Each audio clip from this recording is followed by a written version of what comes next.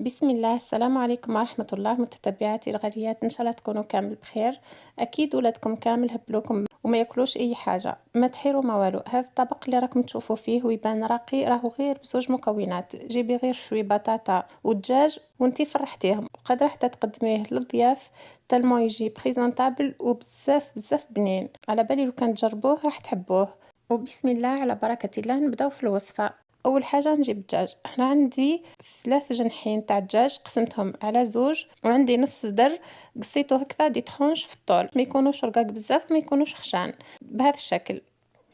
بعدها راح ناخذ هذيك لا ماريناد اللي كنت وجدتها من قبل، راني شاركتها معكم في الفيديو السابق البنات، راح نخلي لكم اكيد الرابط تاعها في صندوق الوصف، ورجعوا برك للفيديو درك تلقاوها.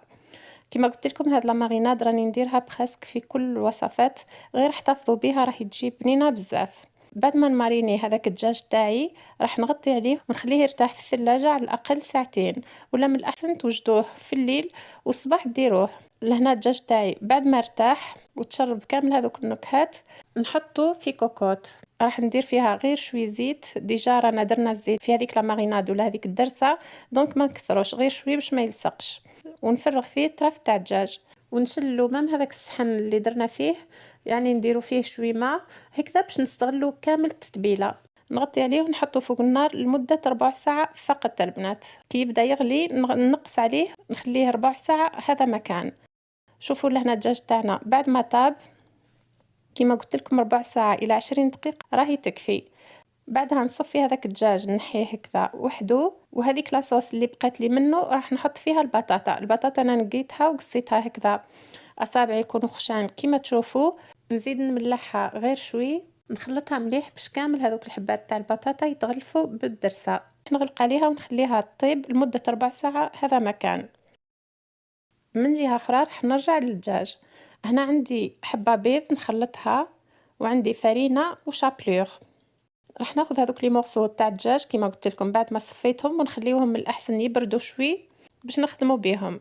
راح نمرخهم اولا في الفرينه، بعدها في البيض، وفي الاخير نغلفوها مليح بلا شابلور ولا الخبز المرحي. بهذه الطريقه نحاول نغلفهم مليح مليح البنات هكذا حتى نكمل الكميه اللي عندي كامل. وكما تشوفوا هذه الكميه هذه راهي غير 3 جنحات ونص صدر تاع الدجاج. بعدها راح نقليهم في الزيت كما تشوفوا تكون سخونه، نقليهم مليح على الجانبين حتى يتحمروا برك. راهم ديجا طيبين البنات، يعني ما نطولوش بزاف، جيست يحمروا وياخذوا هذاك اللون الدوغي. نحاولوا نصفيوهم من هذيك الزيت بهذه الطريقه هكذا حتى نكمل الكميه اللي عندي كامل، ونحطهم ديريكتومون فوق بابي سويتو ولا ورق ماس هكذا باش يتشربوا هذيك الزيت. دركا راح نبدا دغيساج. راح نحط هذاك الدجاج باني من جهه، انا حطيتهم كامل هكذا في صحن كبير، ومن بعد كل واحد يهز لاباغ تاعو، ولا تقدروا ديروهم انديفيديوال كيما تحبوا. والجهه الثانيه راح نحط فيها البطاطا، وقدمت معها هذيك لاصوص اللي بقات في الكوكوت والحميص. يعني التقديم يبقى اختياري، كل وحده تضيف لمستها الخاصه. انا كان هذا هو اقتراحي، ان شاء الله يعجبكم.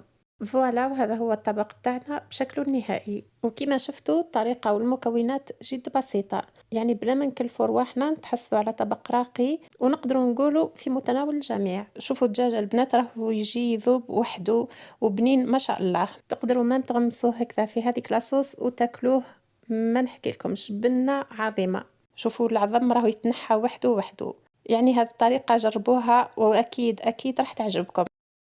ومام هذيك البطاطا تجي تذوب وحدها وبنينه بزاف. فوالا، هذه هي تدبيرة اليوم. ان شاء الله الوصفه تنال اعجابكم وجربوها البنات ما راحش تندموا. وهكذا نكون وصلت معكم لنهايه الفيديو. ما تبخلوش عليا بلايكاتكم وتعليقاتكم اللي تشجعني وتفرحني بزاف، ولقاءنا يتجدد مع وصفات اخرى. في امان الله.